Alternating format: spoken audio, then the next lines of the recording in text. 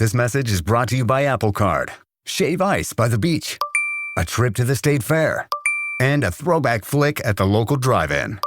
They're more than just items to check off the summer bucket list. They're also opportunities to earn 2% daily cash back when you use your Apple Card with Apple Pay. Apply for Apple Card now and use in-minutes with Apple Pay. Subject to credit approval. Apple Card is issued by Goldman Sachs Bank USA, Salt Lake City branch. Terms and more at applecard.com. Running a small business means I wear lots of hats. When I put on my hiring hat, I can count on LinkedIn Hiring Pro to make it easy.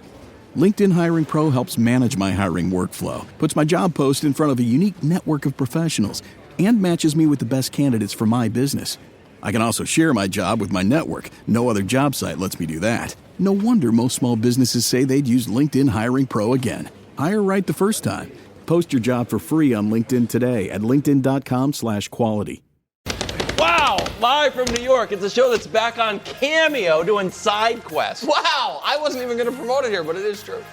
Brew inspired me. Moonlighting. Nick Brew inspired me. But Brew, I checked your price on Cameo. I went $1 higher. I got to get back on. Giannis told me I accidentally canceled. Deactivated? You I spent didn't too know. much time on Threads. Yeah. Are you on Threads? Yeah. Threads is weird. No, Threads is great. I used to be more active. Draymond's dropping takes on Threads. A lot of guys are on Oh, Threads. he is? I got to get there. I'm just telling you. A lot of guys are. Draymond didn't like my little take yesterday on the He didn't? KD and the Sixers. He didn't? What did he say? He might have misunderstood. He said, I got to do better. Oh, wow. What? Draymond was on the World Series of Poker coverage last night. He was? Yeah. Wow, He's Draymond's all everywhere. over the He's place. all over the Is place. he on Hey, Cameo? Draymond, you working on that, Jay? Shell drills. Shell drills. I'm just saying, be He's ready. 35 for the years season. old. He's always ready. All right. He's a How many definition games of they a gonna guy win you next like. year? Boom. How many games they going to win next year? Well, that's Not that many. 41. 42. I mean, wow. I'm just saying. Average but he's teammate. getting ready for a second career. I get it. First hour, first things first today.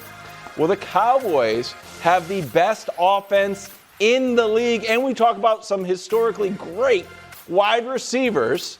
No, that's not what Are we're we? doing No, that topic we in. can't. Yep, I put it back in the show. And George Pickens says You were he and dying to CeeDee do Lamb. that. It's interesting, I guys. hope the audience Is it? enjoys today. Today it's usually only off air. Today's a rare on-air appearance from KW's alter ego, Kelvin. Kelvin loves talking Torrey Holt, Isaac Bruce versus CeeDee That Lamb, is George interesting. Pickens. Kevin hates that stuff. Meanwhile, Kelvin, all no, that. I think it's super. Look at Big Cat over there. Yeah. Coach's poll is out. Matt Leinart joins us to discuss the favorites and the surprises. And whatever happened at your guys' last meeting of the Handsome Men's Club. He's got me beat. I'll be honest with you. Yeah, he's the chairman. Yeah. He's like 6'5". Yeah. Not he's a fair. former pro quarterback. Yeah, and finally, a special 5 weeks until NFL kickoff episode of Tears. Wow. Alongside Chris Broussard, I'm Kevin Wildes. How was the committee's meeting last night? A little bit of It was at a poker? card game. Yeah, Oh, we had a card game within the meeting. Okay. Because the thing is this, asking a lot of the committee, because we did tiers 50 days out, and now we're doing them like a week later. Not a lot of reason for movement, so we really had to put our heads together and figure out why there would be movement in the last week or so. Well, if you're found it. grinding tape like Brew and I are. Yeah, no, we found Like it, we're but it's looking at- just asking a lot, during this committee's summer break. But that's why we, had the card game. Okay. Liven it up. We're starting in Buffalo. Josh Allen's got a new coach, new stadium, new wide receiver. Will his playoff results change? Well, eventually, according to him. Take a listen.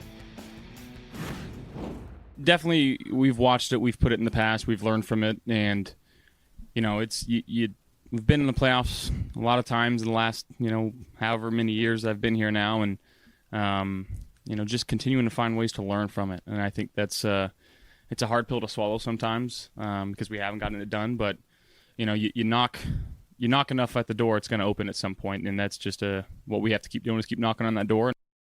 Okay, shout out to Kevin Clark. Lost in the divisional round or conference championship game, longest streaks this century.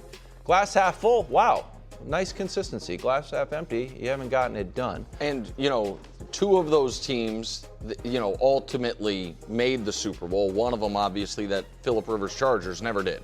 The Ravens with Flacco, they then made it and won it. The Eagles with McNabb made it and lost. So do you agree with Josh's mentality?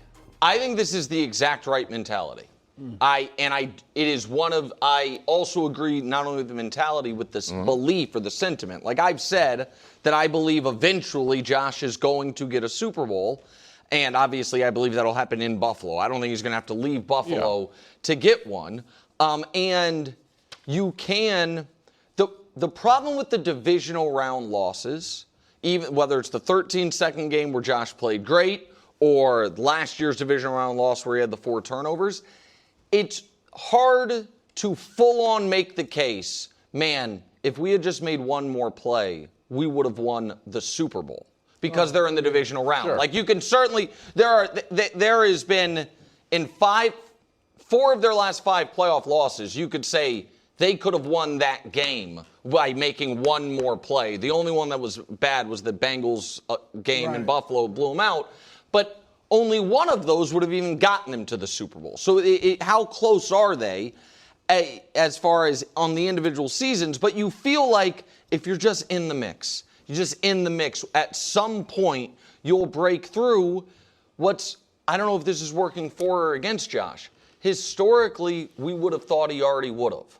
So most playoff wins by a quarterback without winning or without getting to a Super Bowl, he has the most by a lot. No other quarterback has 6 playoff wins without having started a Super Bowl. He's got 8. And then you go to most playoff wins without winning a Super Bowl. McNabb and Kelly have more. McNabb went to 1. Kelly went to 4 in a row. Marino went to 1 instantly. The fact that Josh is on this list is crazy. It's crazy. Well, you also, though, there's more opportunities to win playoff games nowadays. That's you have to say that. 7 teams making it now. Correct. In each And fewer buys, second, so that part's all true. But it does speak to the, depending on how you want to look at it. Man, they are due to break through, or man, oh man, everyone who has been this due to break through previously they had already gotten through at this point. They'd at least been to a Super Bowl. And so I agree with the mentality. I don't think it's a sure thing, but I would bet on him being correct. They will eventually get there. Well, look, and I said this, I think yesterday or the day before, and it can't be emphasized enough. He blew it last year. At least a chance to get there. Because Drake May, again, great year, but second year in the league. Bo Nix and who C.J. Stroud, struggling C.J. Stroud. The only great quarterback he was going to have to get through was Trevor, and he beat him. Yeah, I mean, you had. He did. That was the great opportunity. I don't know if that was such a great opportunity. Last year? Oh, you just think just compared to what he's had, was a great he opportunity.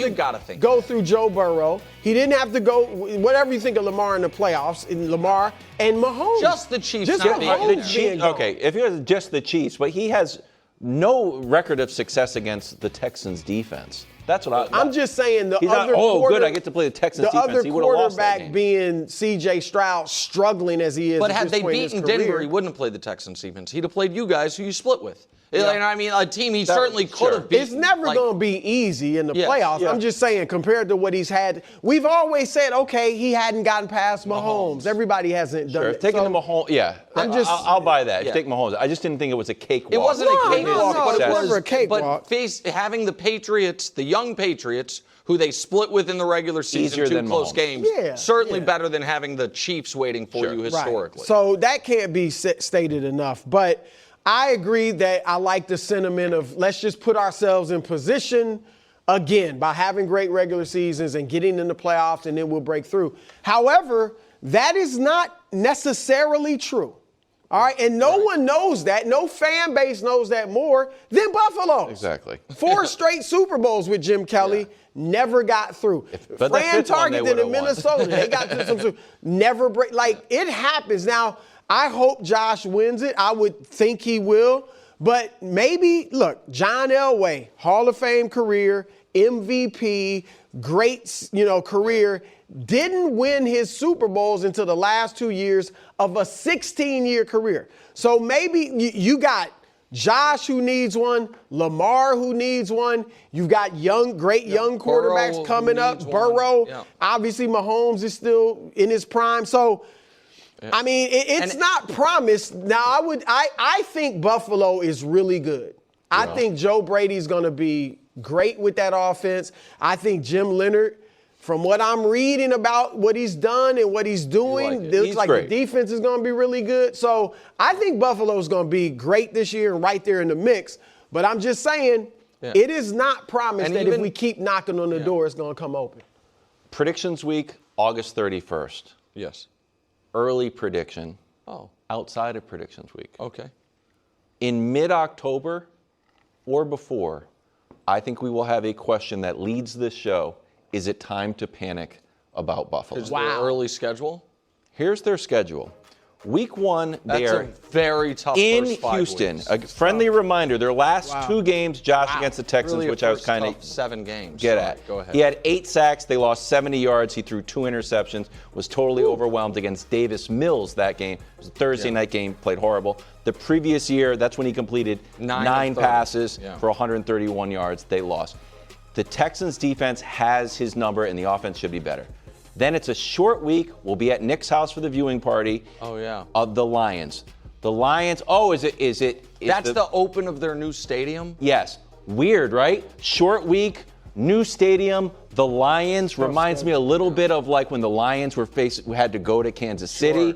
They won that game. Lions last week, week 2, kind of a funky stat, but again, not nothing. Lions facing Ben Johnson this was in Chicago? Yes. No, this was at home. They won that game 52-20 something. Then it's the Chargers, always hot early in the year.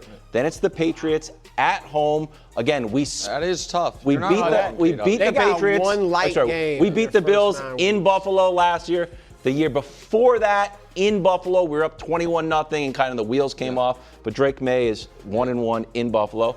Then the Rams, then the Raiders, and a bye. And then after the bye is the Ravens. Yeah, no, that is a brutal first. Tough. I didn't. I know I had seen it, but I had not remembered that where they're at. So worst case scenario. No, worst case scenario is I guess worst is one and beat the Raiders 1-4 to start, and then beat the Raiders 2. Worst case scenario is 2-4 going into the bye. It's like I just don't. And they're like coming out of the bye, like, oh, good, we've got Lamar. 2-4, you think it's worse? I agree. You know what I mean? They're a really good team. They're not going to lose 5 straight games to start the year. Just real. But McDermott's teams were really good. They never lost 5 straight games to start the year. Is what I'm saying. I'm saying they're not starting. No, I'm saying they're I don't know going to beat you in that game. Oh, okay, I see what you mean. They're going to beat you in that game because they could be 1-2. I mean, but they also listen. I don't like it. The flip side of that is they could be 4-1 going into the Raiders game and be 5-1 in the bye and be the Super Bowl favorite. Can I give a cross-sport comp for player quickly, bro? Yeah. Because Josh's career is already an outlier. He's an MVP. I know other people do. I don't feel he's ever been the best player in the league, but I think in different eras maybe he might have had a moment where he was. The unique physical presence who plays the position kind of unlike anybody because of size reasons for different things. If I'm a Bills fan, my concern is that at the end of the career, the comp is Charles Barkley. Wow. Where it's like Barkley was excellent in the playoffs. Barkley didn't drop off in the playoffs. Yeah. You know what I mean? Barkley, it's like, he was up against Jordan, right? Versus up against Mahomes. Like that is you can't. The thing about what people. Karl Malone dropped off in the playoffs. Ewing was a great player, but not that level. That again, and I think Josh will get one, but that would be my concern. That it's like, man, got close. A number of times. Barkley did make one finals, but only one. And Josh could make a Super Bowl and lose it. You know what I mean? MVP. MVP, and it's just that would be the worry. Here's my worry. A bigger concern is Cam Newton. Now I know he's better than Cam, but the shorter prime. Yeah, the way he runs is similar to Cam. He's running over defenders. He's taking a lot of hits. And does that shorten his prime? Yeah, we say kind of silly things when we talk about Josh. We're like, he's indestructible. Like he'll never get hurt. I mean, he has the Iron Man streak. Yeah. He hasn't played 10 years. Cam had what, 10 years? Yeah, a little less. Yeah. I mean, there are a lot of ways his career ends without a Super Bowl. It's not what I think is going to happen, but there's a lot of ways where it does. And one of them is, like you said, Does he just fall off because of the wear and tear? Head to Baltimore. Lamar going under center under a new OC, Declan Doyle. Now, it's a change of pace for the Ravens offense, which featured mostly pistol and shotgun formations. But it's not totally new to Lamar. It's how he played, checking notes, as a child. Take a listen, bro. I'm extremely comfortable with it. You know, in youth football, I was under center. Haven't been under center since youth football. Well, consistently under center. We did it here and there in the past, but with this balanced type of offense, I feel like it'll help us out a lot. Identifying defense, really keeping defense on their toes. Bro, you're in a tough spot. You're in a tough spot. Well, no, look, as you might imagine, he was a monster in youth football. Under center, no problem. CYO, Pop Warner, whatever he played, Muni. No, look, we showed it. Can we see those highlights again? I know 80% of the time he's in shotgun or the pistol. Yeah. But he has been under center, and you see he's completing passes. That's an interception. Well, hold on. What? Show the good ones. There's plenty of good ones. There's plenty of touchdowns and first downs. Are these all No, picks? that was a good one. Okay, That was a good one. The first one was just an interception. They set you up bad there, bro. That was wrong. I'm going to be honest. Look. I love this. This really? is no Mr. Yeah, I love it because, like I said, he has had some familiarity in the NFL with being under center, but it just opens everything up. The play action.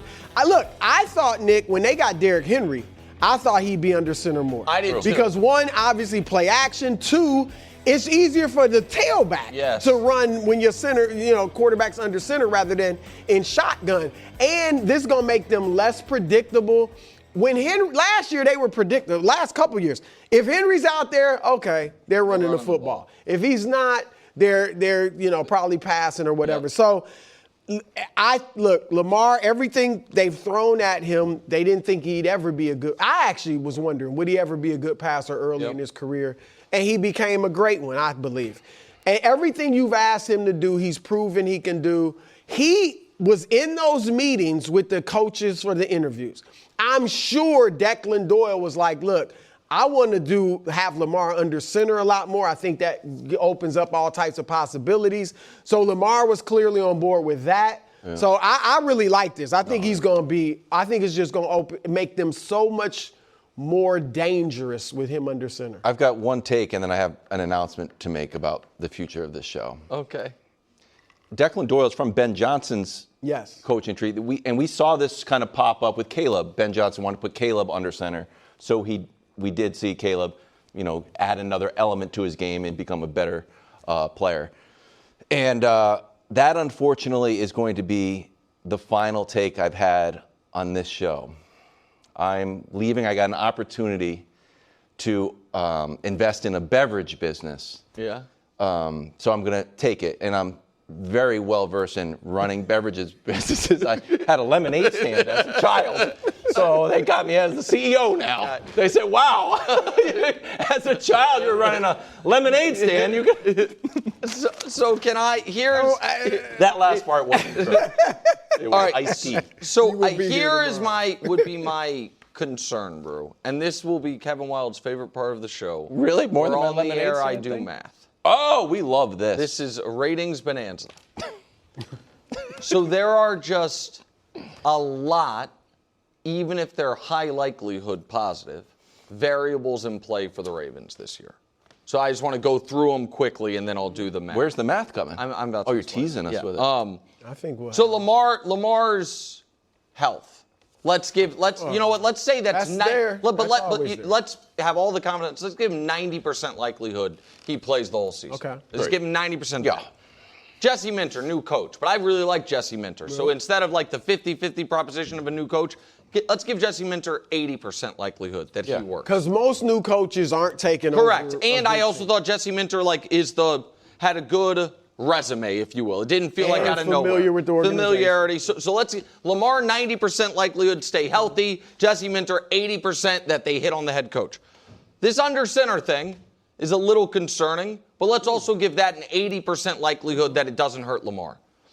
Declan Doyle, I'm going to call it 75% likelihood that he's a good OC. So those are all, that's a 9 out of 10, 8 out of 10, 8 out of 10, 3 out of 4. Yeah, great.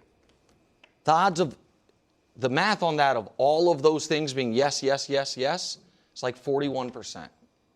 Well, and I know that's where I said I know you don't, but you are asking for a lot of things that probably will work to all work.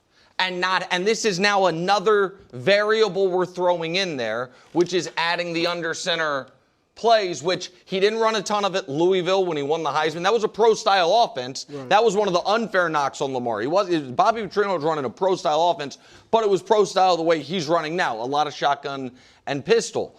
It's a young OC. That's at least something of a variable. Those things, that's my concern for Baltimore, because I don't believe, and we haven't talked much about this since the Trey Hendrickson and Max Crosby, weeks. Yep.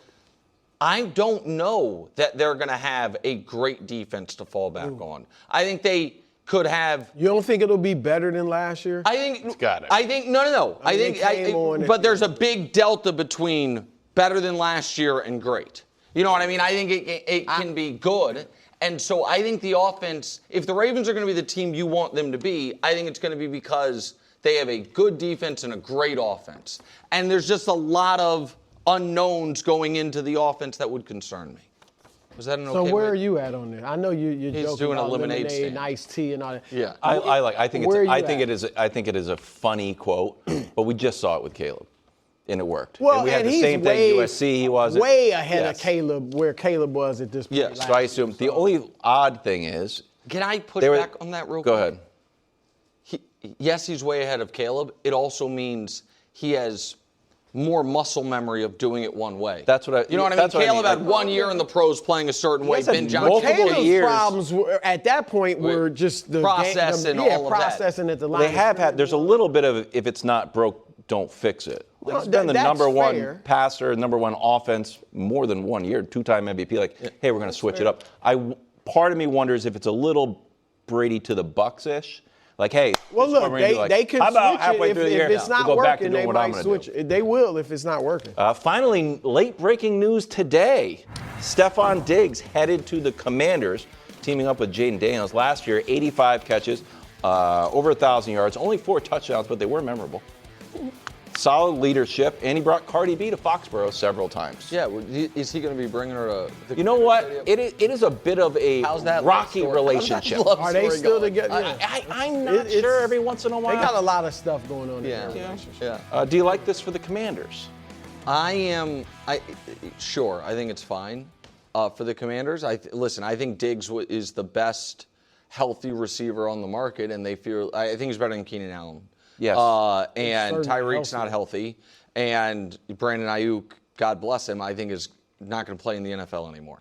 And so I think if they felt they needed a wide receiver, maybe they were hoping over the last few months that Ayuk would get his mentals together. That sounded bad, but it seems whatever's going on with him, that he would get it together. And so they had a spot open, so that makes sense. I was actually going to turn this question a bit on. Should you or I be more disappointed by this? Oh, great question. Great question. Because I thought you were kind of hoping he might go back to the Patriots. Yes, I don't know. I'm happy he got. I don't think we have $12 million there, and we have a crowded wide receiver room. So I'm happy. It always felt like, hey, go get your money somewhere else. You just had and I'm curious how much of this is real. I'm curious how much of this is it $8 million guaranteed with $4 million in incentives? I don't know. Last year was his prove-it year. Coming off of an ACL, he was available to the whole league. Patriots signed him. We'll see what he does. He had 1,000 yards. He had good leadership. Any sort of off-the-field stuff was. I get a bit of a mixed bag, yes, but didn't impact. went to the Super Bowl, had a monstrous game in week 4 against the Bills when he was ahead of schedule for his ACL. I think that he's in a little bit of his Lil Wayne guest appearance era of his career. Like, are you doing okay? How about I hop on your team? And now, C.J. Stroud, you get a little pop. Josh Allen, you get a pop. Drake May, you get a pop. Jaden Daniels, you get a pop. So I think Jaden Daniels needed this, and I think between the leadership, the productivity, he just straight up catches the ball. It's great. The Chiefs need somebody who can. Yeah, I mean, listen. Chiefs should be more disappointed. It speaks right or wrong that the Chiefs feel like we're going to ride with this group that we plan to ride with. It makes me very nervous. I also just want to be on the record because I'm sure he's watching. Lil Wayne, until he's 100 years old, will be in the Justin Jefferson phase of his career. But he does a lot of, like, he'll pop on a song for you. Right, yeah. And make your song hot. But Brew, go ahead. Sorry. No, look, I think that he'd be really good with the Chiefs. Not all pro or anything, but I think he'd be just what they need. I think this is great for the Commanders because you said it. C.J. Stroud, Josh Allen. Yeah, Drake May. Like, he's helped all of those guys become better quarterbacks. I think he's been humbled that hardly anybody wanted him this season. And so he's been on his best behavior in the locker room the last few years. Yep. Off the field, whatever, but it hadn't affected the team. I think this is good. And he's not their number one. They got McLaurin. He'll be the number 2 guy. I think this is a good move for the Commanders. I think that at this point of his career, he plays stylistically last year exactly the way Rashee Rice plays. Like no long air yards catches. Not the yak. No yak. But I understand. But my point is, catches the ball near the line of scrimmage or near the first down line, and so Kansas City clearly feels like that spot is filled. That is a risky guy to rely on. Risky. He did play an 11-on-11 today, though. I participated. Well, yeah, he played. He caught a touchdown. I watched. Oh, did he really? Yeah, he caught a touchdown. Are people sleeping on Shedeur? What do we think about these helmet cameras? I like them. Is this a social media thing, or are you supposed to I think it's probably for your self-study. Yeah, I think it's self-study. It's ridiculous. Technology. It's great. Technology? I thought you were anti-robot. Tell him about the Sirius You can XM. study what you're looking like. What are you seeing? What are you seeing, Shedeur? This message is brought to you by Apple Card. Shave ice by the beach. A trip to the state fair. And a throwback flick at the local drive-in. They're more than just items to check off the summer bucket list. They're also opportunities to earn 2% daily cash back when you use your Apple Card with Apple Pay. Apply for Apple Card now and use in minutes with Apple Pay. Subject to credit approval. Apple Card is issued by Goldman Sachs Bank USA, Salt Lake City branch. Terms and more at applecard.com. Hey, Predictions Week coming up at the end of the month, August 31st through September 4th. It's going to be star-studded. Our first ever Predictions Week that spans 2 months. It's never happened before. It's never unprecedented. A 2-month Bigger than ever. Predictions Week. Welcome back to the show. Shedeur Sanders, ranked 35th out of 35 QBs in Mike Sando's survey of executives and coaches. Are people sleeping on him? Well, one defensive coordinator says yes. Not a compliment. I'd sleep like a baby if I got to play him every week. Brew, your reaction? Well, look, this is the NFL. Yeah. No coddling. No babying. I'm not worried about your feelings. In fact, I'm trying to hurt your feelings.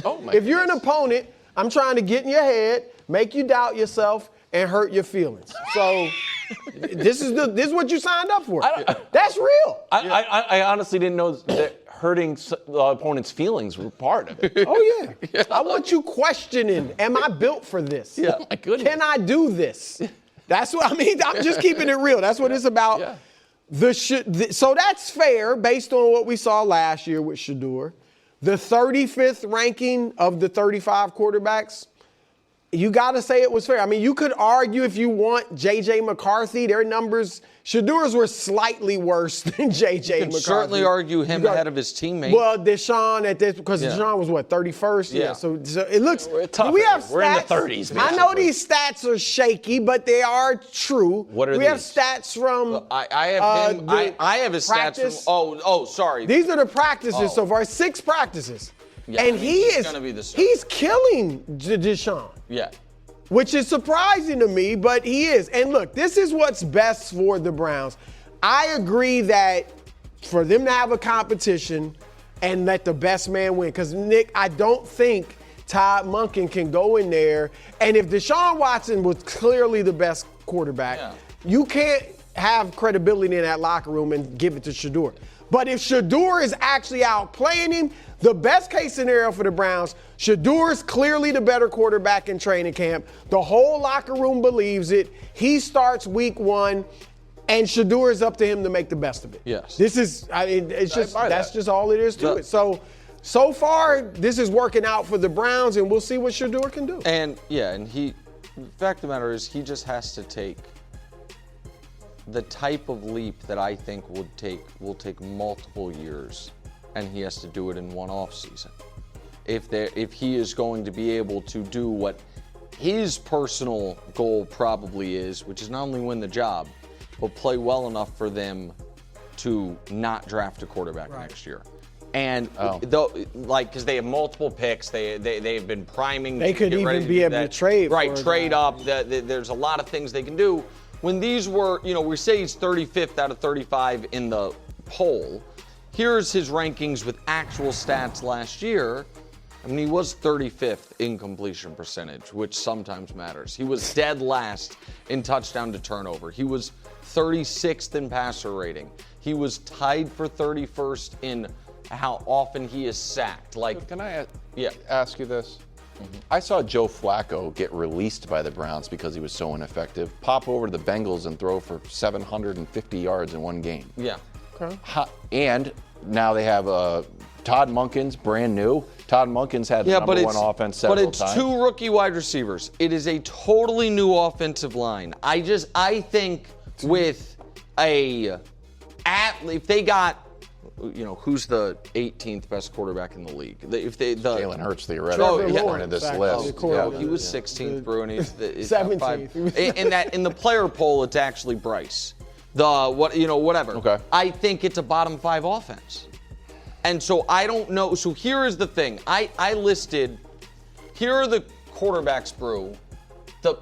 I could only come up with 8 guys that are starters that maybe I could see Shedeur having a better year than. And I'm not saying all of them, but this is the full, I'm not saying you have a better year than all of these guys. But these are Malik Willis, Geno Smith, rookie Fernando Mendoza, Jackson Dart, Kyler Murray, Tua Tagovailoa, Tyler Shuck, Jacoby Brissett.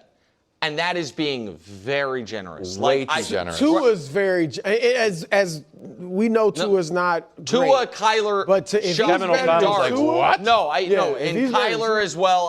Right. And so so if we're going to take out Dart, Kyler, Tua, and Shuck, it's Jacoby, the number 1 overall pick, Fernando Mendoza, just because he's a rookie. Geno, who's probably, potentially this is the last stop, and Malik Willis, who is one of the only guys in the league in probably a worse weapons and personnel situation than Shedeur. But a sturdier spot. I just don't. I don't see how he is. I have my own questions about him as the player because of his arm strength and athleticism, which I think are below NFL average. And then you add the lack of weapons, the Cleveland dysfunction component, which just hits all their guys. I just don't know how he can have a successful year. But look, you guys know I liked him coming out of college. And what I like is, like last year, let's just be honest about it. He didn't get a real shot. He did get to play enough games, once the 7 season games. started, But they didn't believe in him. It seems like Stefanski clearly had no use for him and threw him in there because there was seem like it was public pressure and all Stefanski's that. pick. Right.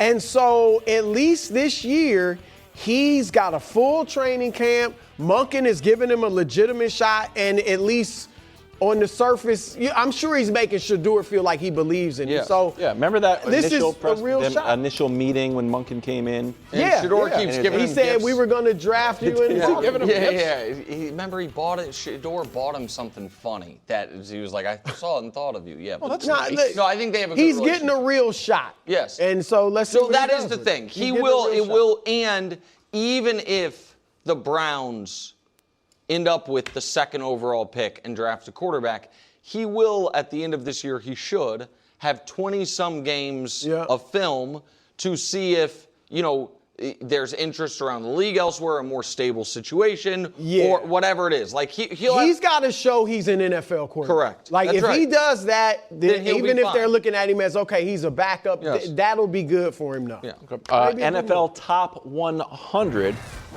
We're counting down this list. George Pickens coming in at number 36. CD was ranked 55 earlier. Dak yet to be listed, but has already coined the phrase Gotti.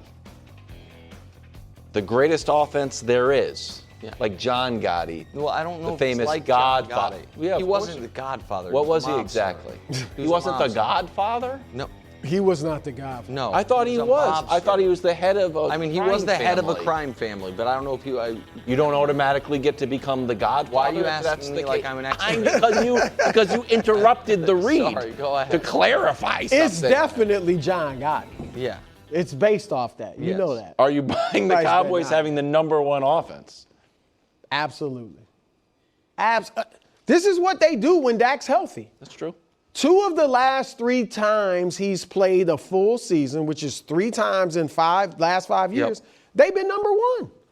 They were number 1 in 2021, number 1 in 2023, and the second receiver those years to CeeDee Lamb was Brandon Cooks and Amari Cooper in 21. Okay, that's legit. Yeah. But Amari, if George Pickens is solid as far as Amari being at that point of his career is not as good as Pickens is now. So, and then they had Tony Pollard, who's very good, but an older Zeke. Yeah. So you can put Williams. Javonte Williams. Williams, I like Williams. Yeah. I know that. And so do the Cowboys. Yeah. So they got 2 great receivers. Dak, if he stays healthy, they can definitely. I mean, I don't think anybody cannot deny that they could definitely be the best offense in football. But so I agree with you, Brew, that it can be. And I just want to take it a step further. If you can be the number 1 offense, as long as you do not have a catastrophically bad defense, that means you can make the Super Bowl.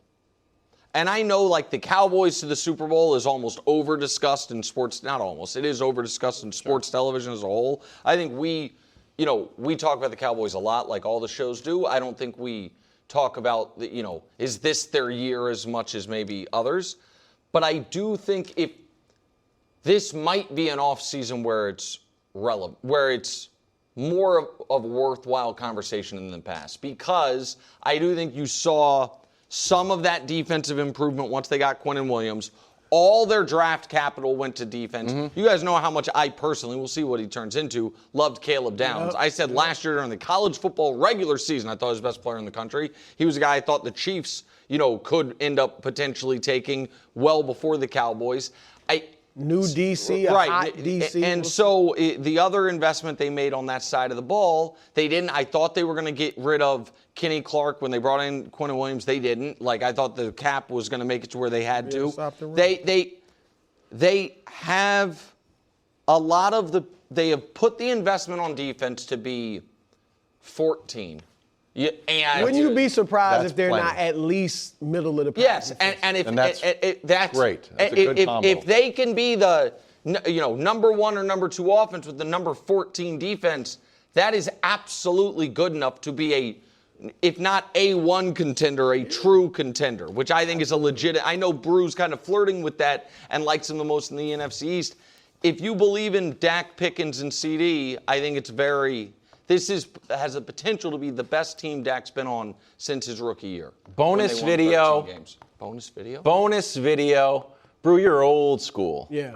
You like old school training techniques. Absolutely. And you're also, since Greg is not here, the only current wide receiver at the desk. Yeah.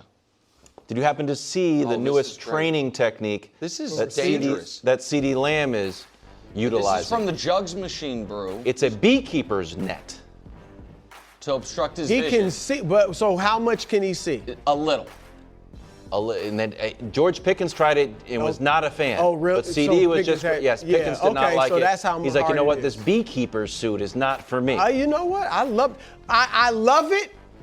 CD, one way to improve it, because I'm impressed by him catching like that. Take off the gloves. No. I'm serious.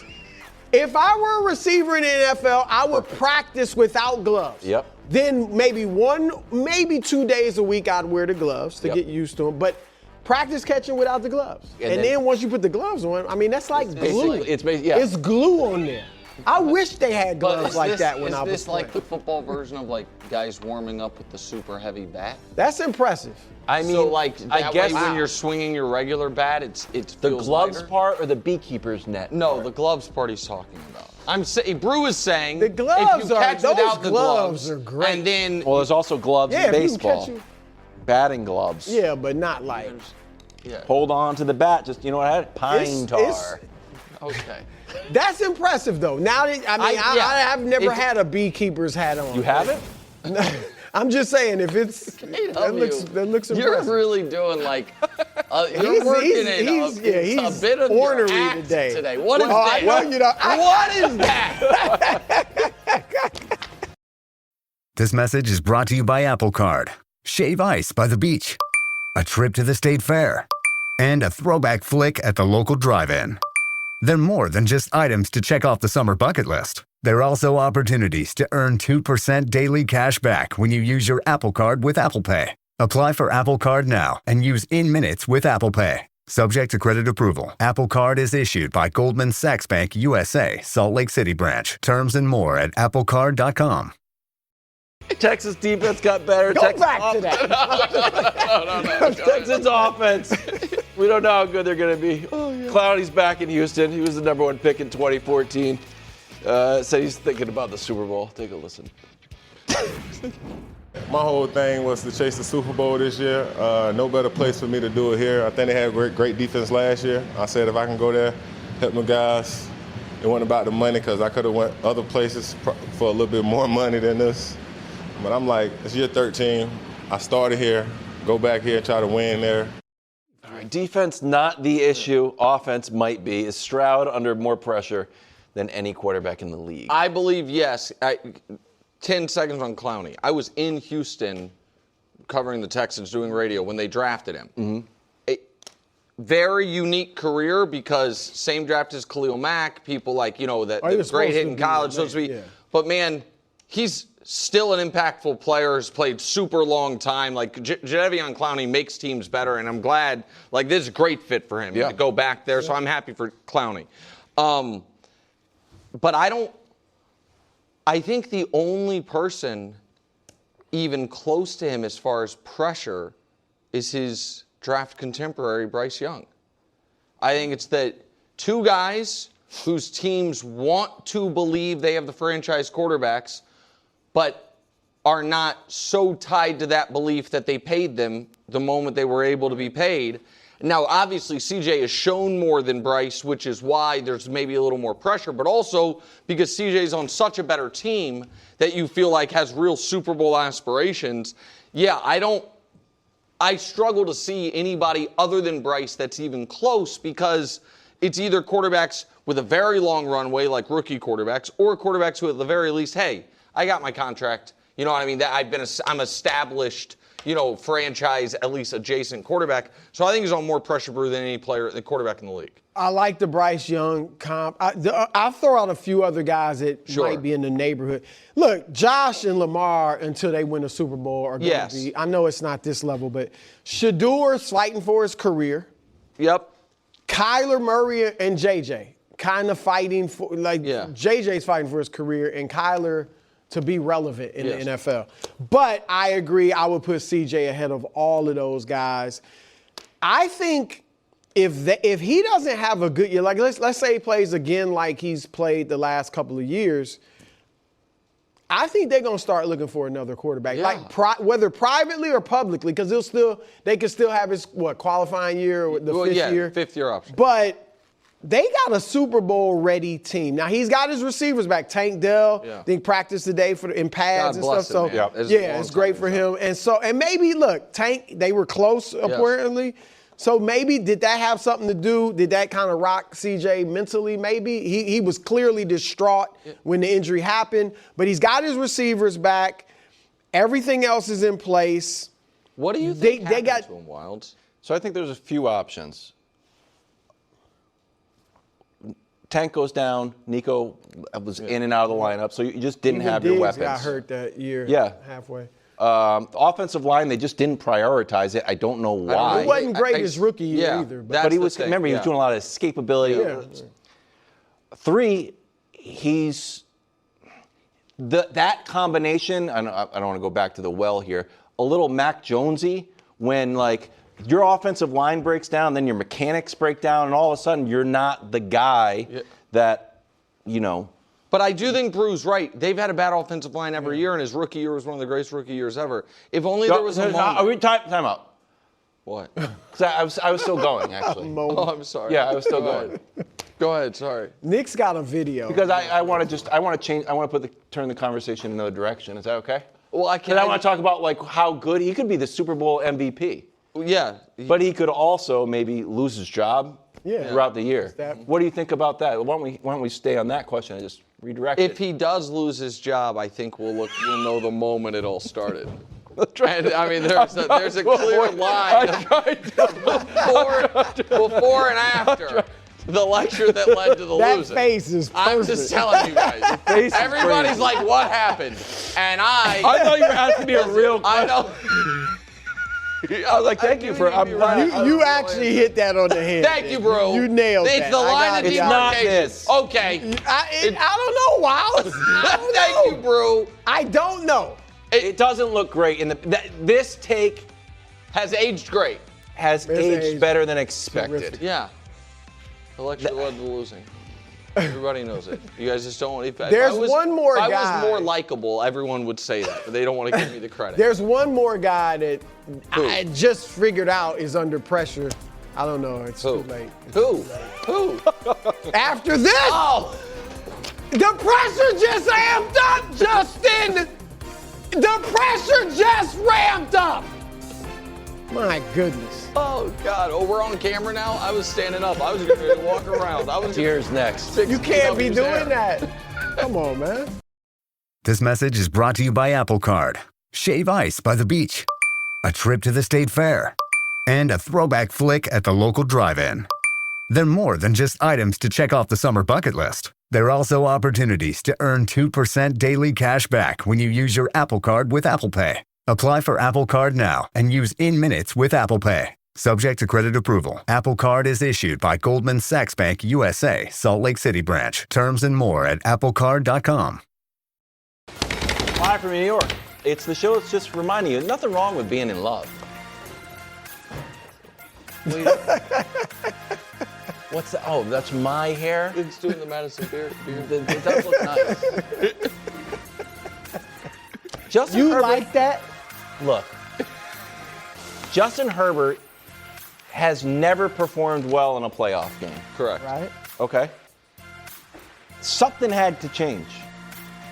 Boom. Engaged. That's it. It wasn't.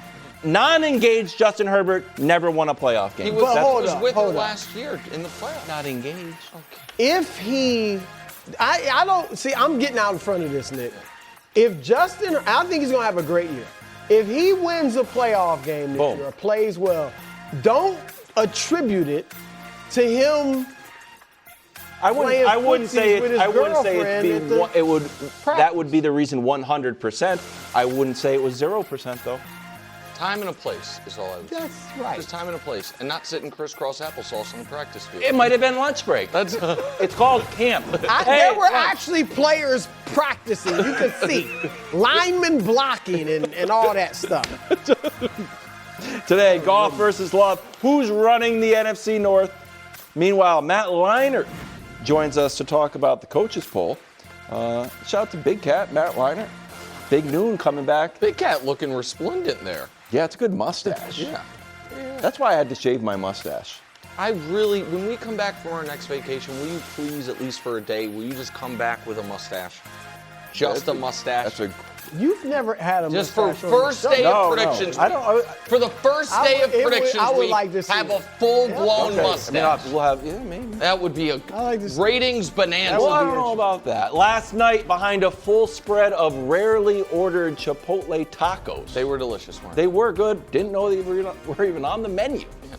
An elite committee of analysts, football savants, and people who don't even know how many teams there are in the NBA. Trying to lecture people. Fought and toiled and burned the midnight oil to concoct the best rankings in all of sports. It's an honor and it's a privilege. It's time for the committee's tiers. What a day. Indeed. So here's the deal. The committee had to do some self-scouting. Because anytime we're going to have a new tiers, when there hasn't been massive new news since the last one. Yes, Stefon Diggs did sign earlier today, and we worked that in, by the way. We got that late break. Nice. And, a few injuries there, here and there, but nothing to really shake it up. So we basically said, what did we potentially get wrong last time in the tiers? What could we manicure and adjust? So, directionally, they're similar to last week, but with some significant adjustments, most notably at the bottom. Large group. This is the group of deep sleepers. And here's what I mean. We always talk about, there's 5 new teams to the playoffs. And so people are like, okay, love it. Well, a new team could be the Ravens, a new team could be the Lions, a new team could be the Chiefs. And then people will be like, well, there'll be, there's a sleeper team. And so this year, a lot of people are picking the Giants, whose over-under's 8 wins or something. None of those teams are deep sleepers, meaning a team that if they made it, you're like, oh my God. Great. They made the playoffs. Like the Texans, CJ Stroud's rookie year. People thought they're going to be the worst team in the league. They make the playoffs. These are the only 6 teams that qualify as, oh my God, they made the playoffs. So if there's going to be an, oh my God, they made the playoffs team, it's one of these 6 teams. Titans. It's deep sleep. Maybe. Are they also no chance they're making? I'm not saying that. I'm not saying that. Because it all feels like only team I could even think would be the Titans, and that would be a shock. That's why I deep sleep. That's the only team. So take a look at Jacoby Brissett's numbers in the end of the year. The Cardinals. Yeah. Saying, all right. Yeah, but the playoff Geno, Jets, and Geno. Again, that's why they're the only oh my God teams. Okay. The more attractive but more vapid cousin of deep sleepers, shallow sleepers. Yeah. This is like filling out multiple March Madness brackets. And you're like, I called this. Everybody's going to pick one of these teams. Good for you. You think there's going to be a shocker out of the NFC South. Whoop-de-doo. You believe in John Harbaugh. Made the playoffs. Say it again. Carolina made the playoffs. But they would agreed. One of those teams has to. The Bucks could. Except the Bucks, right. These teams, again, you can call them your sleeper, but there's not really a lot of oomph and gravitas. Okay. QB swap. Look, I'm not here, and this show isn't here to relitigate Tony Fauci and the COVID pandemic. For a number of reasons, not the least of which is we're not stuck in a time warp from 5 years ago. But the moment I saw Aaron Rodgers back on McAfee talking about vaccines, I was like, you know what? I've seen this movie before. Mm-hmm. He's a Steeler. He's doing these interviews. He's taking shots at different journalists, different networks, mixing in some other. I saw this movie. I didn't think it was that great. I didn't walk out, but I never would. If it could be on Prime for $2.99, not interested. You know what I might be interested in? Just complete the full Brett Favre career arc. Go to Minnesota. Meanwhile, you know what the Steelers feels like a Steelers quarterback? Kyler Murray. Retread with some options. You know what I think Kevin O'Connell would enjoy? A quarterback with the arm talent of Aaron Rodgers. Everyone wins. Just switch. Just switch. Rodgers to the Vikings where he should have been to begin with. Kyler to the Steelers where he should have been to begin with. Everybody, it's at least something fresh and new. What could Kevin O'Connell do with a former top 5 pick who flamed out at his first stop? We've seen the movie. They can be good, not great. We've seen it. Okay. Can I ask you? Yeah. So if you were Minnesota and that offer came on your table, you would definitely do it. If That's I my were only Minnesota, do I think they have a higher upside with Aaron Rodgers than Kyler Murray? Yes.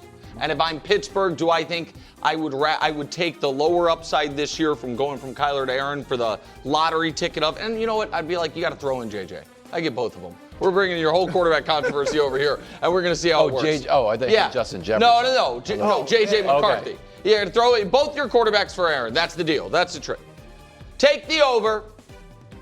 Washington and Cincinnati. I'm not talking about in wins. I'm talking about just in their games this season. They're going to be good offenses. They're going to be bad defenses. There's going to be a lot of points. They're going to be entertaining games. I don't think either team is a legitimate contender, and I actually don't, right now in pencil, think either team is going to be in the playoffs. I think they'll score a lot of points. QB prove-it year.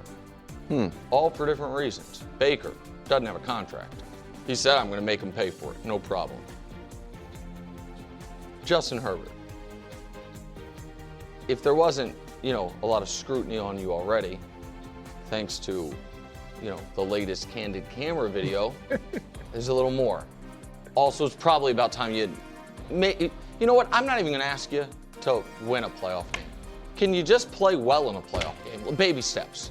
Play well in a playoff game, win would be a bonus. And CJ Stroud, we just talked about him being under more pressure than any quarterback in the league. Again, I expect all three of these teams next year to be quarterbacked by the same quarterbacks they're quarterbacked by this year. Baker, Herbert, CJ.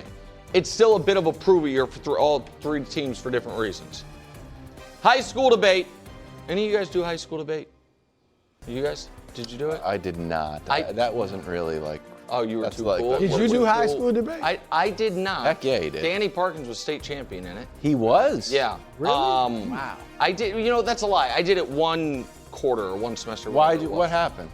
I didn't. So I'm glad you asked, because that leads right to this. Okay. The idea behind high school debate is you go into a hot button topic and you don't know which side you're arguing until the moment of the debate. So you have to prepare the case for both sides. Yeah. And while obviously I'm about as well equipped to do that as anyone who's ever lived, I didn't feel like it was earnest. I was like, what is something I truly believe in? It was real topics, like real life things, like that you have patents. So I didn't like it. Here's why I say it. I feel like you can make equally strong, very pro and very con arguments for these three teams. Like, if you wanted to make an argument as to why any of these three teams this year they are going to the Super Bowl, there's evidence for it. You can make. You think San Fran yes, Super Bowl? I mean, Super Bowl? San Fran last year, their quarterback missed half the season. They were the most injured team in the league. They were playing for the 1 seed in the final game of the regular season, and they won a playoff game. There's the argument. You know what I mean? Brock Purdy's good. The Shanahan's great. Con side. Right. Con side. The substation. What's going on? Cowboys we've talked about a lot. Philadelphia, I've said, I think they could win 14 games. I think Sirianni could be fired at Thanksgiving. Like, you could make a very strong pro or con argument for these teams. High variance teams, in my opinion. Did you watch Highlander as a kid? No. I didn't watch it either. I don't even know what it's about. I think there's a big leather jacket involved. But I do know the tagline. There can be only one. Jags Pats. It's not so much about Drake Trevor as much as is this. These are two teams last year that surprisingly won 13 games. The Pats win 14 games? You guys won 14 games. We lost to the Steelers, Raiders, and Bills. Yeah, you guys, and then in the Super Bowl by a lot. And won the yeah. Super Bowl. But two teams that smashed their win total. Both are, in my opinion, prime to different degrees, regression candidates, at least to a degree, have varying levels of confidence from the national media, and I think only one of them is going to be able to duplicate its success from last year. And I'm not even saying it's going to be the Jags. What I'm saying is I expect one of these two teams to be one of the teams that goes from in the playoffs to out. Wow. You know what I mean? It goes from 13, 14 wins to 8, 9 wins. I don't think they're both going to. Maybe. It might be. I don't think they're both going to be there. Sliding doors moment 2025. Midway through the third quarter of a late game in the 2025 season, the Green Bay Packers were 9-3-1. Micah Parsons was making Defensive Player of the Year case. He was wreaking havoc. They were beating the Denver Broncos. They were about to have, I think, be a half game out of the 1 seed in the NFC, beat Denver, and see where they can go. Micah tears his ACL. The Broncos come back and win that game. The Broncos end up taking off and getting the 1 seed. The Packers never win again all year.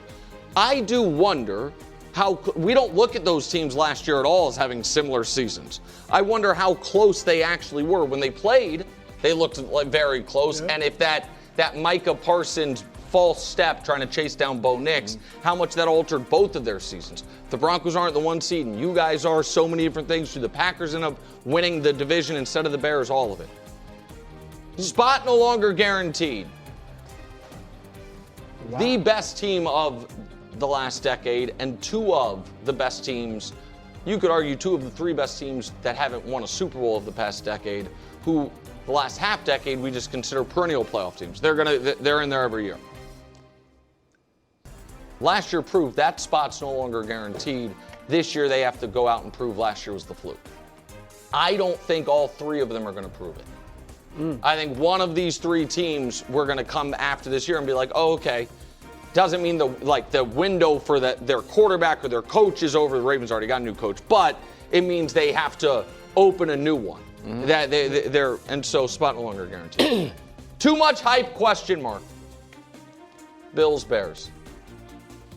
Bears, year 2, Ben Johnson. Caleb in year 3, the defending champion of one of the toughest divisions in football. Just gave Darnell Wright, the right tackle, all that money. Loved the offense. Loved Colston Loveland.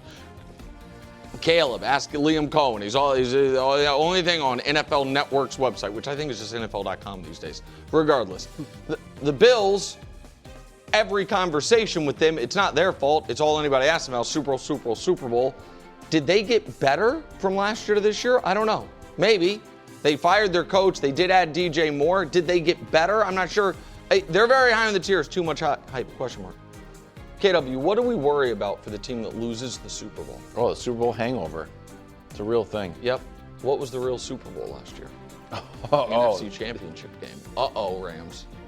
That's Super Bowl hangover? Question mark.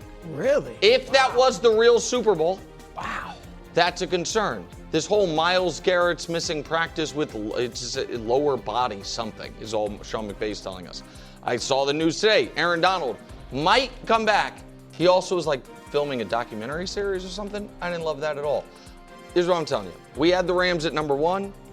Committee thought long and hard and said, you know who maybe should be number 1? We were like, who did win the Super Bowl last year? We kicked it around. We asked. We tried. We checked the internet. They're very good. One within a route. Forgotten champs. It's true. Fellas, we do a 2-hour-a-day, 5-day-a-week sports talk show. Since a week after the Super Bowl, how many Seahawks segments do you think we've done? They're very good. We haven't done enough, probably. If we do, it's like, should we talk more about the Seahawks? Yeah, and the Seahawks flew under Danny, to his credit, thought the Seahawks were awesome all year. But they flew under the radar nationally for a big portion of last season. They then won the Super Bowl, went right back under the radar. Even in our graphics, you can just sense our team begrudgingly including Darnold on them. It's like, well, they won the Super Bowl. No, they're very good. They're back atop the tiers. Brew. We should do that tomorrow. That's a long version. I apologize. I probably talked too much there. That's the committee. I like the name. Bob did a great job with the name. Is it Bob? It's Marshall for the NFL tiers. Who was Bob? World Cup? Yeah, I think it was Marshall. Alberto. Good job. World Cup tiers. Good job by Marshall. I'm in a bit of a quandary. Why? Please tell me you prepped the Chargers and we showed you the Justin Herbert video, and now you're stuck. That would be perfect television. Please tell me that's what happened. Bingo. This has me messed up. I'm sorry. I was all ready to sing the Chargers praises. Chargers too low. I have it written down right here. And then I see this. I'm sorry. I don't like it at all. Look, there's guys practicing. No. All right, just make the case for the All right. Chargers. Act like- yeah, that- I'm going to try to move past this. I think the Chargers are going to have a great year. Jim Harbaugh is a great coach. Yeah. Maybe he was getting watered while that was going on. You have to start He was acting. in the bathroom. Or or you have to something turn like on that. your acting chops. Yeah. Because Look, your heart is not in this already. Mike McDaniel, great OC. Love the running backs. They got their offensive line together. They got their 2 all-pro tackles back they're who were back. out basically all last year. They added Tyler Biadasz, the all Pro Bowl center. I mean, But are the they locked line in? is But are they straight. locked in? I don't know. I'm just gonna be honest. I think the Chargers. I'm just ignoring what I just saw. Okay.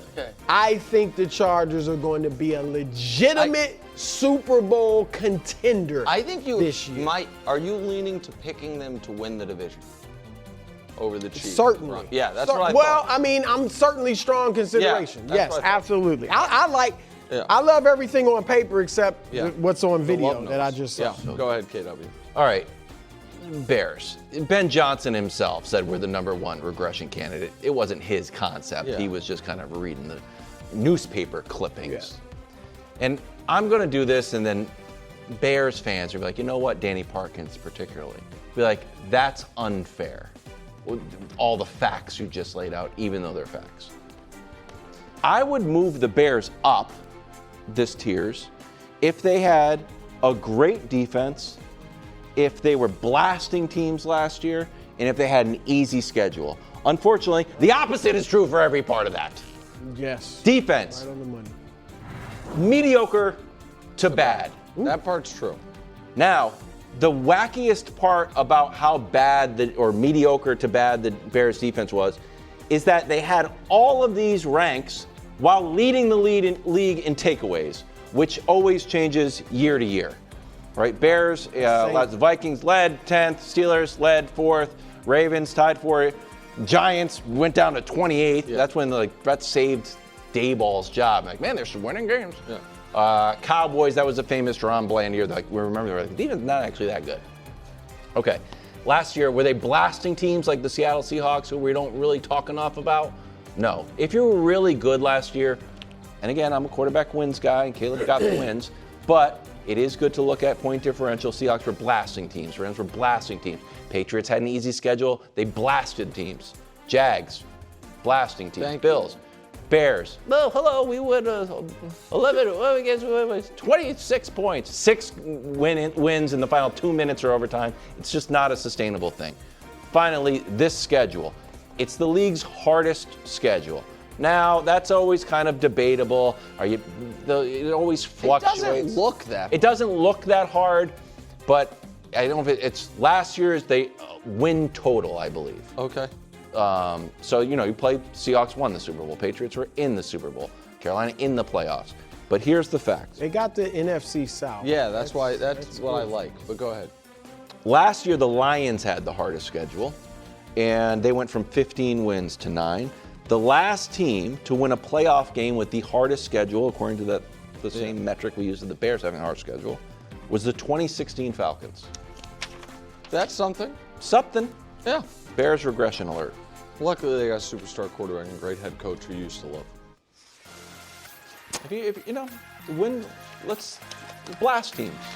Get out there. You've never cared about that. What? I cared about it since the Celtics NBA run. Oh, that's right. You know what? You're right. I take it. This message is brought to you by Apple Card. Shave ice by the beach. A trip to the state fair. And a throwback flick at the local drive-in. They're more than just items to check off the summer bucket list. They're also opportunities to earn 2% daily cash back when you use your Apple Card with Apple Pay. Apply for Apple Card now and use in minutes with Apple Pay. Subject to credit approval. Apple Card is issued by Goldman Sachs Bank USA, Salt Lake City branch. Terms and more at applecard.com. Sunday on Fox, headed to Portland, IndyCar. Alex Below, still out here crushing. Sunday at 4 on Fox. I feel like we're going to see him in the studio again. Maybe a little cameo and prediction suite. Oh, that would be great. Incredible. The Chiefs. Yeah, great rates, none of the bull. Back to Sando's quarterback poll in The Athletic. Jared Goff was tied with Drake May at 8, so someone was actually 9. it was probably Jared Goff. Jordan Love came in at 10. So let's take a look at the NFC North duo, how they performed last year. Both only had 9 wins. It was pretty tight. But Jared Goff's team scored more points. And it was without Ben Johnson. Remember, we were worried they would miss Ben. They still scored 28. Yeah, still out here cooking. If you told me that Jared Goff had 34 touchdowns and only 8 interceptions, I would have said, I know that. I host a daily television show in sports. Passer rating 105. Jordan Love, 23 touchdowns, 6. That bottom line you tend to care about, KW. Yeah, Jordan Love won both of the head-to-head meetings. I care about that a lot. Who would you rather have this year, bro? Look, I like Goff. I mean, I don't think he's like awesome, that upper elite echelon of quarterback, but he is very good. You can count on him having, especially with the team around him, having a really solid year. But give me Jordan Love. I think, one, Goff always, you mentioned no Ben Johnson, okay, but he still had Amon-Ra St. Brown, Jamison Williams, Sam Laporta at tight end, Jahmyr Gibbs at tailback, and David Montgomery last year. So he's got a super team around him offensively. Jordan Love does not have a true number one, at least yet. I'm hoping Matthew Golden can emerge as that. And they just paid, shockingly to me, Christian Watson. They didn't pay him Zay Flowers money, but they did pay but him money. He's probably a 2. No, and Tucker Kraft's his best weapon, and he got hurt. Right. And he got hurt. And he's got run game, but not Jahmyr Gibbs and company. So I just think Goff has so many more weapons, number one. Number two, Goff is what he is. I think Jordan Love is ascending. Now, obviously, and I'm not even talking about, sure, I would want him for the long term. I think everybody would because of their ages. But he has, you can see him making another leap to going to another level. Right. Yeah. And here's the final reason I would take Jordan Love. I know he's had great moments and not so great moments in the playoffs, but he's had the great moments. Goff doesn't have great moments in the playoffs. He's played in 10 playoff games. He has had 1 playoff game with more than 1 touchdown pass. And that's 2 touchdown passes. He's never thrown more than 2 touchdown passes in a game. Jordan Love in his playoff debut against the great Cowboys at that time had 3 touchdowns. Leverage off of this one. No, but last year against the Bears that Stafford struggled against, he had 4 touchdown passes. They lost, but it wasn't because of him. He threw 4 TD passes, 0 interceptions. Yeah. So I'm just saying he's been better in the playoffs.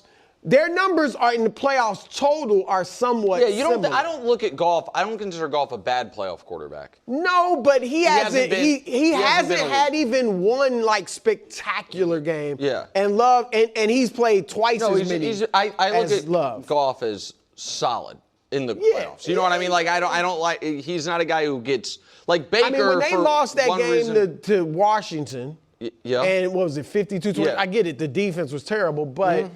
There are certain quarterbacks who historically drop in the playoffs. Right. There are some usually all-time greats, but not always all-time greats. Like Baker, we've talked about. His playoff numbers are better than his regular season numbers. I look at Goff as, without even looking at it, just in my mind's eye, he's pretty much steady. Regular season Goff is playoff Goff. I want you to go before I answer. Well, these guys were 9-10. 8 tied for 8 and 10. What pelts do they have on the wall that make them better than Jalen Hurts? That's where you're going. Well, I didn't want to go. I didn't want to kind of go last. No, but sorry, it feels like we are just yes, these guys are top 10 quarterbacks according to this. Well, how about Jalen Hurts? Nope, he's actually outside of the top 10, even though hit everything. Don't get me wrong. I thought Jordan Love played great against the Cowboys. And against the woeful Bears defense, but he wasn't the Super Bowl MVP. Sam Darnold is kind of like what you wanted from Jared Goff. High pick, kind of gave up on you, bounced around, but my arc is completed. Yeah. I am now totally back, and I am a Super Bowl champion and I put up real numbers. I wasn't just carried by a defense. So I don't know. So mine was, I kind of took more offense to this on Sam Darnold and Jalen Hurts' behalf than. So yeah, I think it was yesterday that Hurts should have been up like 7 or 8 ahead of these guys. So I'm with you on that. So this to me is, I'm gonna go back to the old. We don't have to show the graphic hubs, even though we pulled it. And this is maybe a blind spot in my quarterback evaluation. I will admit that. I'm not sure if the way I look at it is smart if you're long-term for a football team. Because I'm not as big of a Jordan Love fan as Brew. I have more question marks about Jordan Love. Even last year, if you remember, when he had almost no interceptions, but the 3 interceptions he had were like the worst. You remember we talked about that? Like he didn't make a lot of mistakes, but the mistakes were loud mistakes. In the modern NFL, where I think the best quarterbacks are more physically gifted than any time in NFL history, I'm always going to favor the guy who I think can be a superhero over a guy who I know is the civilian. And I think Jared Goff, I think is like as apex, like by my definition of it, and this is where I can get myself in trouble, I will admit. For all the reasons Goff's a civilian, Burrow is too. It's all the same, like, you know. You're just talking about mobility? I'm talking Burrow's arm talent makes him. I think he's very accurate. I don't think Burrow's got a crazy strong arm. No, it's not just mobility, because Stafford, I look as a superhero. Stafford's not mobile. You know what I mean? Like, just natural. You don't think Burrow could be Stafford? I don't think he has the arm Stafford does. But the Burrow is maybe the fly in the ointment of my argument, I guess, maybe, is what I'm kind of negging myself here. I just think Goff is never going to be superstar. And if you're asking me who would I rather have, a guy who I think, even if it's a small chance, can be, versus a guy who I'm very confident won't be, even if the guy I'm confident won't be, I feel like I think Goff's floor is considerably higher than Jordan Love's, and I think Goff's floor is good. It's not like his floor is a bad player. His floor is a good player. I think Goff is clearly a very good player.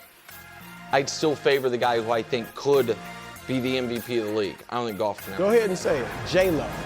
Oh, yeah. In a few months. You notice he never said his name. I forgot you were doing that. I forgot. This message is brought to you by Apple Card. Shave ice by the beach. A trip to the state fair. And a throwback flick at the local drive-in. They're more than just items to check off the summer bucket list. They're also opportunities to earn 2% daily cash back when you use your Apple Card with Apple Pay. Apply for Apple Card now and use in-minutes with Apple Pay. Subject to credit approval. Apple Card is issued by Goldman Sachs Bank USA, Salt Lake City branch. Terms and more at applecard.com. Welcome back to First Things First. Coaches poll out today. Joining us now to discuss the star of Big Noon on Fox, Matt Leinart. Matt, welcome. Big Noon starts the season in Indiana. New QB, same coach, talking trash. Should we be talking about an Indiana repeat?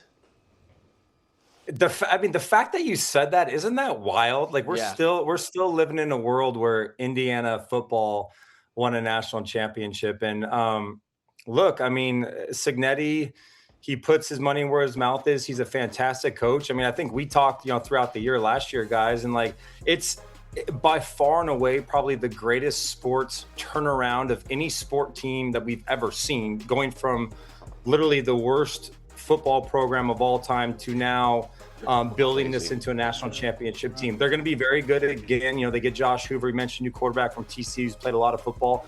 He wins. He understands how to build a program. He understands how to get the most out of his guys. And the Big Ten is going to be a tough, competitive conference once again. There's no reason to believe that they're not here to stay another year. If they win another title, we'll see. But they're going to be very good again.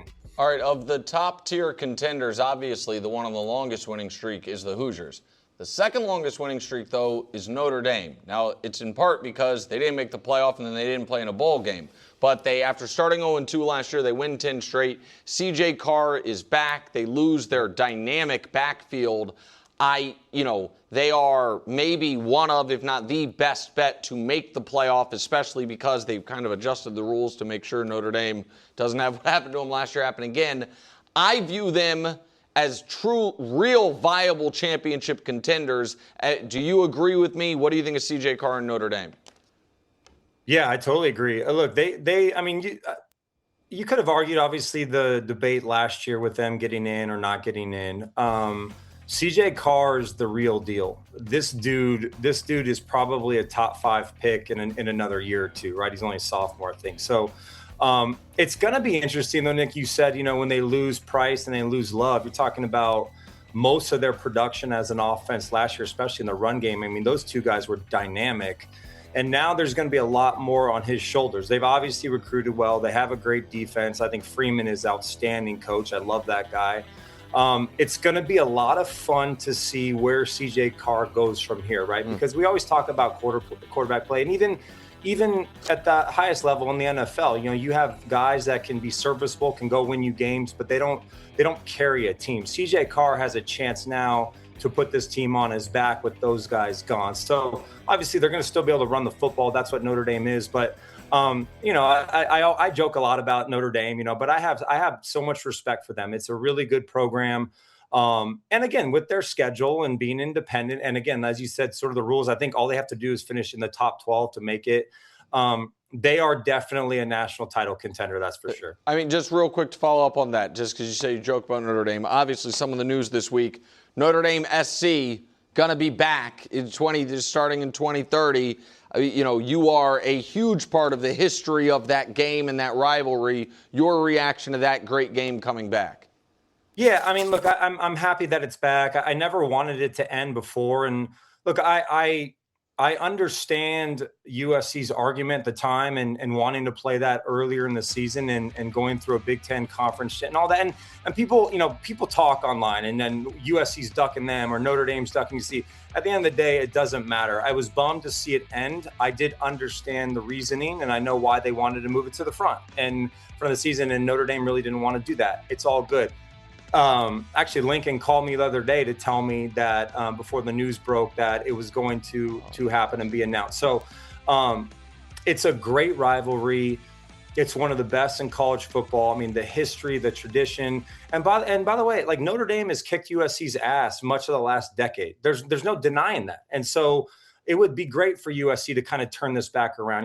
These things are cyclical; they go in cycles. But I'm happy it's back. We've got to wait a couple years for it, but I'm happy it's back.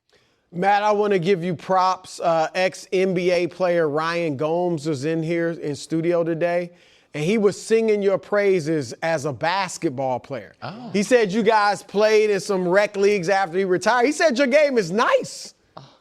Dude, you know what? Listen, my game, nice is a stretch, but I could shoot. And back when I could move better, I got so many great, I love hoops. So I got so many great basketball stories. When I was that league that Ryan played in, it was a Culver City League out in LA. And man, there were a lot of good players in that league and our team was stacked. And I think Matt Barnes used to run in that league a little bit. So I used to see Matt a bunch. And then I'll tell you guys a funny story really quick. So the year I retired in 2013, Luke Walton's a really good buddy of mine, and he's a South Bay guy like me. He retired the same year. So he and I started a rec basketball league or basketball team and put like all these just former athletes on it, and we won a championship.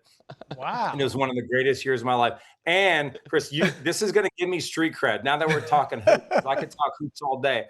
I got invited. This is a true story. I got invited to play in the Drew League. Right, the Drew League is best of the best. That's serious. One time, and I was so nervous, but I was like, I don't remember the team I played for. I think I played against Olden Polynice was coaching another team. This was early before all the pros would come, and you could Google this. I one game, and I'm like, man, if I'm gonna get some playing time, I'm gonna give everything I got. I ended up having 15 points. Let's go. Like 6 boards or something, and my stat line was great. I never played again. I'm like, dude, Smart. These guys probably leave it at that. I couldn't miss, man, but it was That's awesome. I mean, I'm guessing you got recruited. Did you play high school? And I'm guessing you got recruited at some level. No, I played my freshman year. I ended up I was baseball, football, really more than basketball. I ended up playing going back my junior. I played with Cedric Bozeman. who went to UCLA. I played with Jamal. We were in Modern Day, so like our basketball was a powerhouse too. So Jamal Sampson, if you guys remember the name, he ended up playing at Cal in the NBA. We were stacked.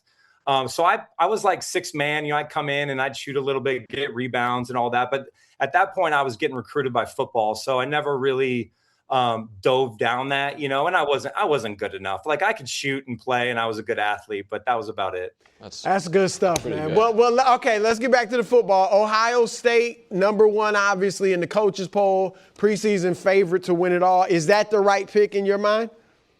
I mean, I hate preseason polls, as I'm sure you guys do too. It really, Ohio State's great. I mean, they've been great for a long time, and Ryan Day does a great job. Like Julian Sain is back. He's really, really good.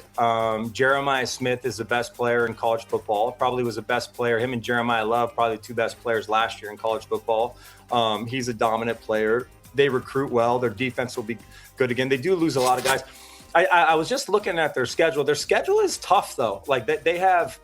I think they're on the road to USC. They got Oregon. They're at Indiana. I think Michigan is going to be much better with Kyle Whittingham. So to be 1 or 5 or 10 right now doesn't matter. But as Urban Meyer always says, no matter what at Ohio State, the expectation is to win a national championship. And if you don't win a national championship there, you know, you fall short of your goal. So, and they go to Texas this year. They got that home versus Texas, and Texas is going to be really good. So what are we supposed to expect with Arch this year? He's going to make a huge leap. We're thinking Heisman. We're thinking #1 pick.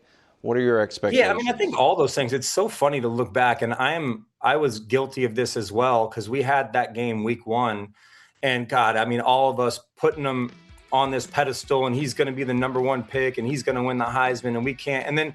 And it wasn't fair, obviously, because he hadn't played a lot of football. You know, I think we're going off the pedigree and just the expectation and the hype around it. So he started off pretty slow last year, but as the season went on, he was really good. I mean, you saw a lot of the reason why there's that expectation. He's big. I don't know if you guys have stood next to him. He's a big dude now. He's 6'4", 230, the big legs, thighs, and butt, and obviously can run. Like, he's built the right way. I actually kind of feel like there's less pressure on him this year. He put together a great season. There's a lot of hype around Texas this year, but I think he's going to have a great year. I'm excited. He's a great kid, great family. But yes, he has all of what you want in a quarterback. And it's not just the last name and the pedigree, because we know that's there. It's the physical attributes. It's the great teammate. It's the leadership. He does things the right way. I'm excited to see him progress again. Nice. All right, before you go, Nation's Dumbest tonight on 9 o'clock. How's it going? So, I mean, it's going. I don't know if you guys have been watching, but it's going. I mean, I'll tell you what. It's. I hope people are watching, and if you haven't tuned in, it's such a well done show. It's really fun. It's really light. It's really challenging and difficult. And I always use the word like, man, like it was fun, but it was intense, because you don't want to be labeled the nation's dumbest. Yeah. You don't want to make it to the end, but I can't give too much away other than tune in. The cast is great. It's fun. It brings you back to school. You could watch it with your wives, your girlfriends, your kids, all that. So, but I have been getting a lot of flack for it though. I can't wait. 9 o'clock on Fox. Matt, thank you. Have a great season this year. Football is almost back. And don't be the dumbest. Yeah. Like, don't be the dumbest. Got to get off the show. You'll have to watch. Great to see you boys. I know I'll see you guys throughout the season, man. Right. Thank you, Great stuff, man. Hey, it's Ryan Reynolds here from Mint Mobile. Now, I was looking for fun ways to tell you that Mint's offer of unlimited premium wireless for $15 a month is back. So I thought it would be fun if we made $15 bills. But it turns out that's very illegal. So there goes my big idea for the commercial. Give it a try at mintmobile.com/switch. Upfront payment of $45 for 3 months, $90 for 6 months, or $180 for 12-month plan required. $15 per month equivalent. Taxes and fees extra. Initial plan term only. Greater than 50 gigabytes may slow when network is busy. See terms.